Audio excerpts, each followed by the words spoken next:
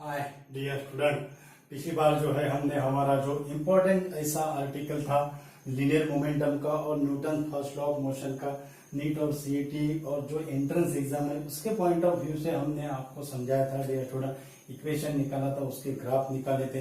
Hello dear student, मेरा नाम है महेंद्र और आप देख रहे हो हमारा यूट्यूब चैनल इक्विनॉक्स फिजिक्स, जहाँ पे सिंपल हम ऐसे टीचिंग करते हैं। ओके, यानी आपका क्या हो, सेटिस्फैक्शन हो। ओके, तो हमने Newton first law of motion में क्या देखा, in the absence of force what happens in the absence of force means body is remain at in this rest position if force no force exert on the body and body continue to move with a uniform velocity in linear motion if no force acts on the body। अब force acts होने के बाद what happens when the force acting on the body, क्या होगा? Force अगर हमने body पे क्या किया, एक्ट अगर किया तो क्या हो सकता है? ये बॉडी है, ओके, और ये बॉडी पे अगर हमने ये वेलोसिटी की ये बॉडी पे अगर हमने फोर्स एक्स अगर करते हैं, हम force x in the direction of motion, then velocity is increases. Okay, direction of motion में अगर हमने अगर फोर्स अगर एक्स किया तो वेलोसिटी क्या होगी, इंक्रीज होगी।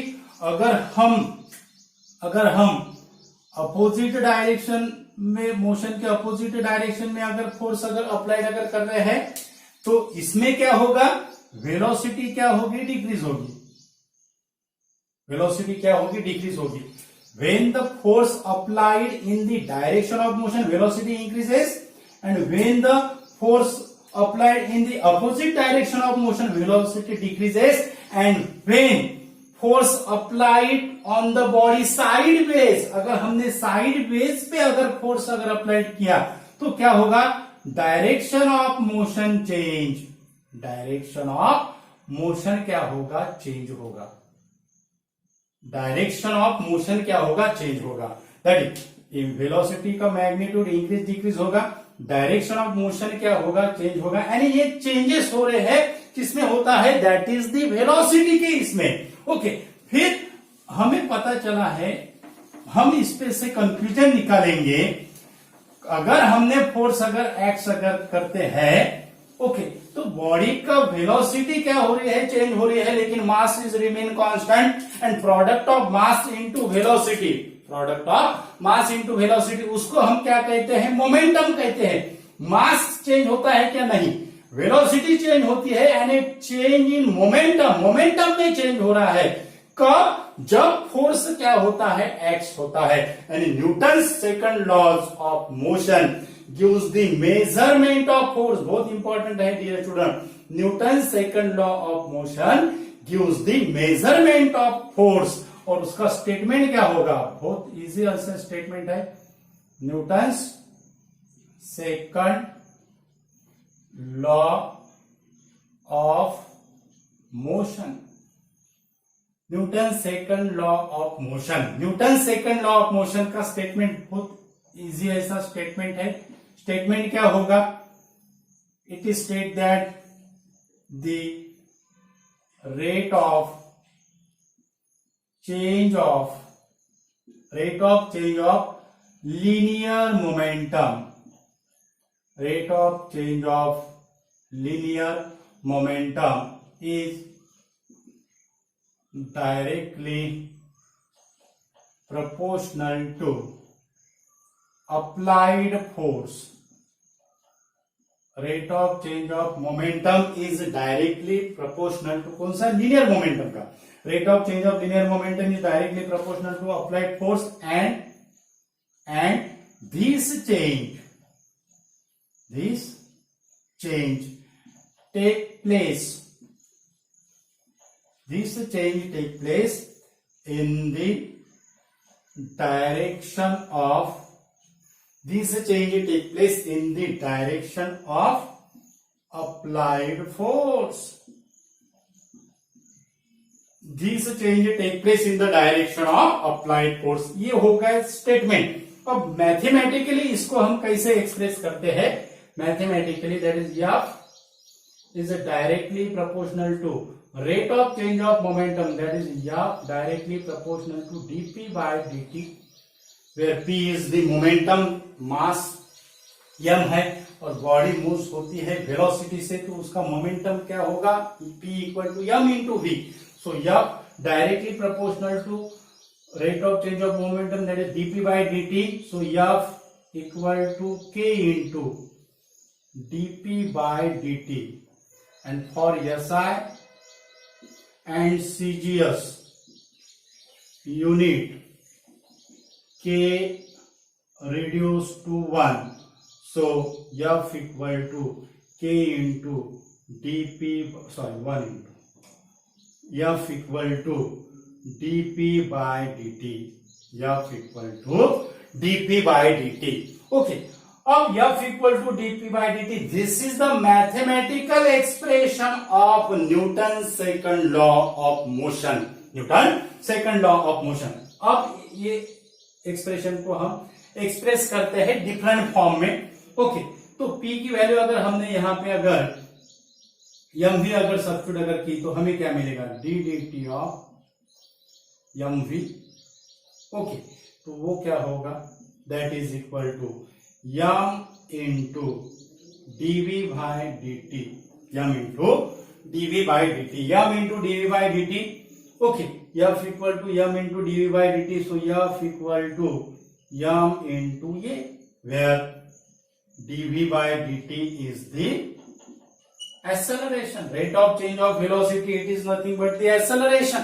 Okay, अब ये जो इक्वेशन है, ओके, ये जो इक्वेशन है, ये इक्वेशन हमने कंडीशन यूज करके फॉर्म किया है, that is m is constant and finite. Means this equation is hold only for m is constant and finite.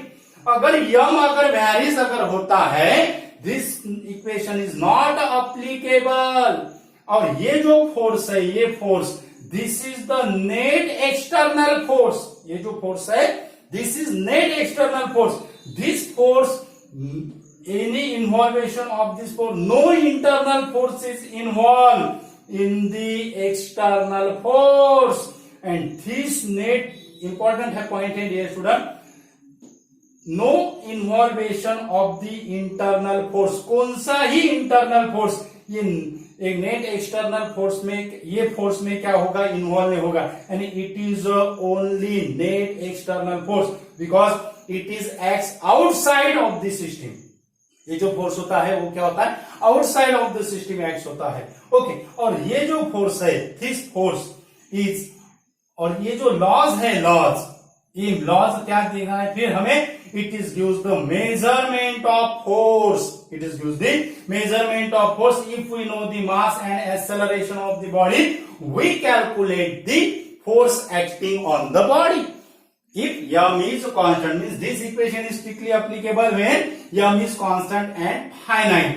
m is constant and finite. Okay, अब कुछ केसेस जो ऐसे होते हैं, m जो है वो ऑलवेज कांस्टेंट होता है क्या, कुछ जो केसेस होते हैं, for example of rocket propulsion. Rocket propulsion में क्या होता है, रॉकेट प्रपल्शन में m की जो वैल्यू होती है वो क्या होती है, वेरीज होती है, और v की भी वैल्यू क्या होती है, वेरीज होती है. अब m भी वेरीज हो रहा है और v भी वेरीज हो रहा है, यानी रॉकेट प्रपल्शन आपको पता है, रॉकेट प्रपल्शन.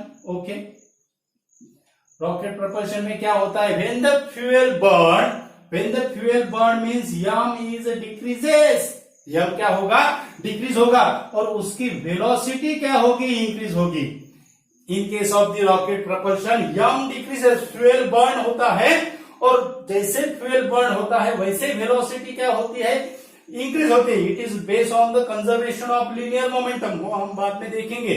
ओके, तो इसमें जो है, इसमें क्या होगा, दोनों भी वैरीज हो रहे हैं, मास भी वैरीज हो रहा है और वेलोसिटी भी वैरीज हो रही है. तो वो टाइम पे जो इक्वेशन जो होगा, that is d dt of m v, वो टाइम पे इक्वेशन क्या होगा, that is m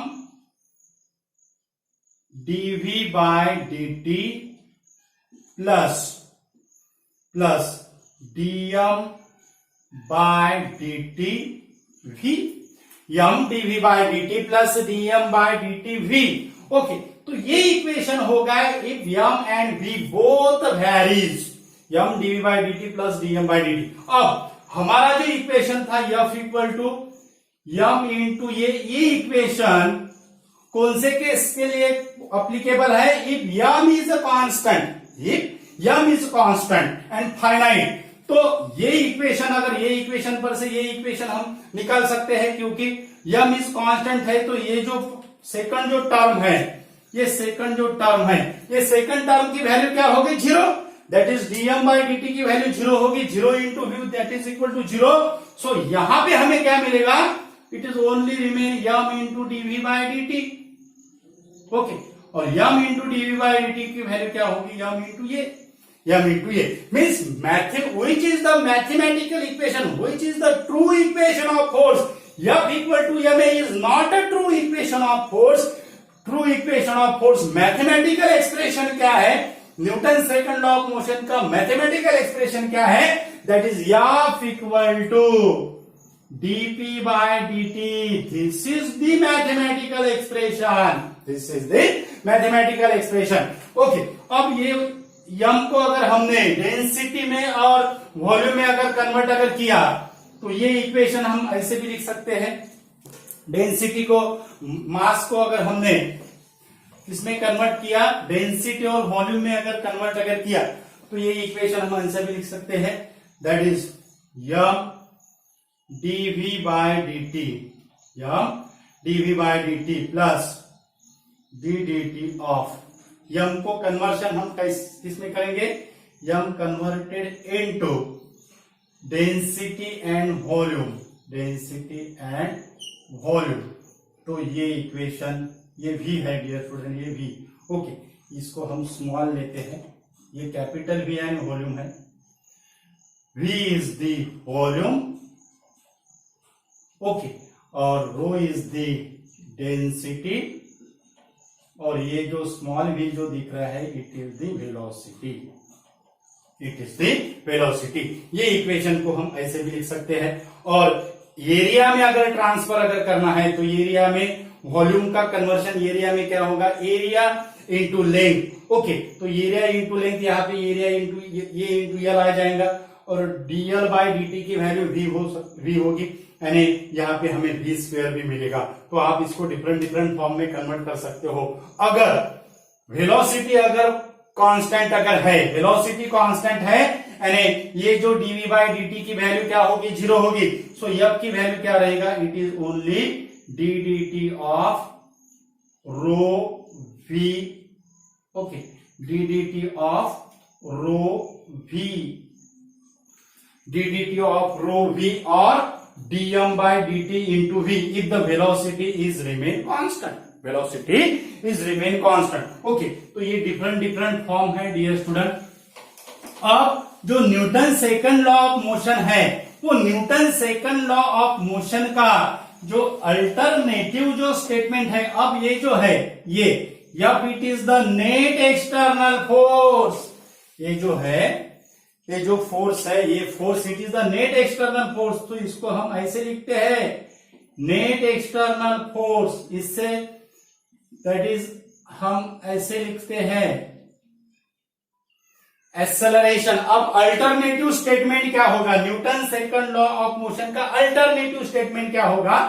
acceleration is directly proportional to net external force acting on them and inversely proportional to mass of the object or body, mass of the object. Acceleration directly proportional to net external applied force। Okay, अब जिसका मास कम है उसका acceleration, ये equation से क्या indicate होता है? जिसका मास कम है वो उसका एक्सेलरेशन क्या होगा? ज्यादा होगा। बहुत इजी ऐसा है, इनवर्सली प्रोपोर्शनल रिलेशन है। और उसका अगर एग्जांपल अगर हमने अगर देखा, बहुत सिंपल ऐसा एग्जांपल है, एक ग्रोसरी बॉक्स है डियर स्टूडेंट, ये फुलफिल्ड है। ओके, ये क्या है? फुलफिल्ड है। एक बॉक्स 1 और दूसरा जो बॉक्स है, दूसरा बॉक्स वो है एम्प्टी। दूसरा बॉक्स क्या है, एम्प्टी बॉक्स है। अगर हमने फोर्स, अगर कांस्टेंट फोर्स, अगर हमने दोनों बॉक्स पे कांस्टेंट फोर्स अगर हमने अप्लाइड अगर किया, ये बॉक्स पे हमने फोर्स अप्लाइड किया 50 न्यूटन और यही बॉक्स पे हमने फोर्स अप्लाइड किया 50 न्यूटन। ओके, तो किसका एक्सेलरेशन ज्यादा होगा? हम इजीली कौन से बॉक्स को एक्सेलरेटेड करेंगे? ऑब्वियसली है एम्प्टी बॉक्स को हम क्या होगा, इजीली क्या होगा, वो एक्सेलरेटेड होगा। यानी जिसका मास कम उसका एक्सेलरेशन क्या होगा डियर स्टूडेंट, ज्यादा होगा। Empty box is fastly accelerated than the fulfilled box of the grocery. Okay, जो पहला जो बॉक्स है वो पहला बॉक्स को क्या लगेगा, सेम कांस्टेंट फोर्स है, ये हो गया बॉक्स 2। तो एम्प्टी बॉक्स जो है वो इजीली क्या होगा, एक्सेलरेट होगा, उसका मास कम है, एक्सेलरेशन ज्यादा, मास ज्यादा, एक्सेलरेशन कम। तो ये जो सेकंड लॉ है वो सेकंड लॉ का एग्जांपल था डियर स्टूडेंट। ओके, अब Newton second law of motion जो है वो कंपोनेंट फॉर्म में कैसा एक्सप्रेस करते हैं? Newton second law of motion in component form. तो P जो है P हम कंपोनेंट फॉर्म में कैसे एक्सप्रेस करेंगे? That is pxi plus pyj plus pzk। Okay, और फोर्स जो होगा वो फोर्स क्या होगा, फिर आएगा हमारा ऐसा आएगा fxi plus fyj plus fzk। Okay, तो ये जो फॉर्मूला है हमारा कौन सा, फोर्स का जो फॉर्मूला है, फोर्स का फॉर्मूला ddT ऑफ P की वैल्यू सब्स्टिट्यूट करो, pxi plus pyj plus pzk। Okay, अब अगर हमने अगर ऐसा लिखा ddT ऑफ px, तो इसका क्या हो जाएगा, हमें मिलेगा यम ये x मिलेगा, और यम ये x यानी क्या है, fx, यम ये x यानी क्या है, fx। उसके बाद fy क्या मिलेगा, fy ddT ऑफ py, तो ये यहां पे हमें मिल जाएगा यम ये y। उसके बाद fz क्या होगा, fz ddT ऑफ pz, तो यहां पे हमें क्या मिलेगा, यम ये z ddT ऑफ pz, तो यहां पे हमें क्या मिलेगा, यम ये z। तो ये था dear student Newton's second law का component form, that is f is expressing fxi plus fyj plus fzk। बहुत इंपॉर्टेंट ऐसे फॉर्म है डियर स्टूडेंट ये। ओके, अब जो हमने ये जो Newton second law of motion जो दिया है उस पर का एक सिंपल ऐसा एग्जांपल लेते हैं। मानो ये 150 न्यूटन का जो फोर्स है ये बॉक्स पे 0.1 सेकंड के लिए एक्ट होता है 2 किलोग्राम बॉक्स पे। ओके, और 150 न्यूटन का ही फोर्स 2 किलोग्राम बॉक्स पे 0.2 सेकंड में क्या हो रहा है, एक्ट होता है। 150 न्यूटन का फोर्स 2 किलोग्राम पे 0.1 सेकंड के लिए एक्ट होता है, और 150 न्यूटन का फोर्स 2 किलोग्राम बॉक्स के लिए 0.2 सेकंड में क्या हो रहा है, एक्ट होता है। In which case the larger change in momentum, कौन से केस में चेंज इन मोमेंटम लार्ज रहेगा? तो ऑब्वियसली कौन से केस में चेंज इन मोमेंटम लार्ज रहेगा? सेकंड केस में क्या रहेगा, चेंज इन मोमेंटम लार्ज, क्योंकि जो प्रोडक्ट जो रहेगा F इंटू dt का जो प्रोडक्ट रहेगा वो क्या होगा, ज्यादा रहेगा। यानी चेंज इन मोमेंटम क्या होगा, ज्यादा होगा। प्रोडक्ट ज्यादा है तो चेंज इन मोमेंटम क्या होगा, ज्यादा होगा। तो ये ऐसा सिंपल ऐसा एग्जांपल था डियर स्टूडेंट। और बाद में जो है इसके जो इंपॉर्टेंट जो फॉर्मूले हैं, इंपॉर्टेंट जो न्यूमेरिकल्स है वो भी हम इसमें कवर करेंगे, और बहुत जितना इंपॉर्टेंस है उतना हम आपको पूरा समझाएंगे डियर स्टूडेंट। तो thank you so much dear student, आप जो है वो बहुत बढ़िया रिस्पांस दे रहे हो। और हमारे चैनल पे अगर यूजर है तो हमारा चैनल सब्सक्राइब कीजिए।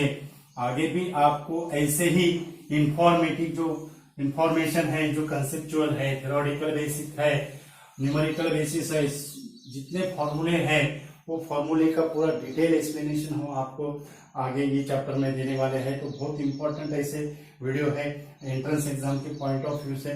Thank you so much once again dear student.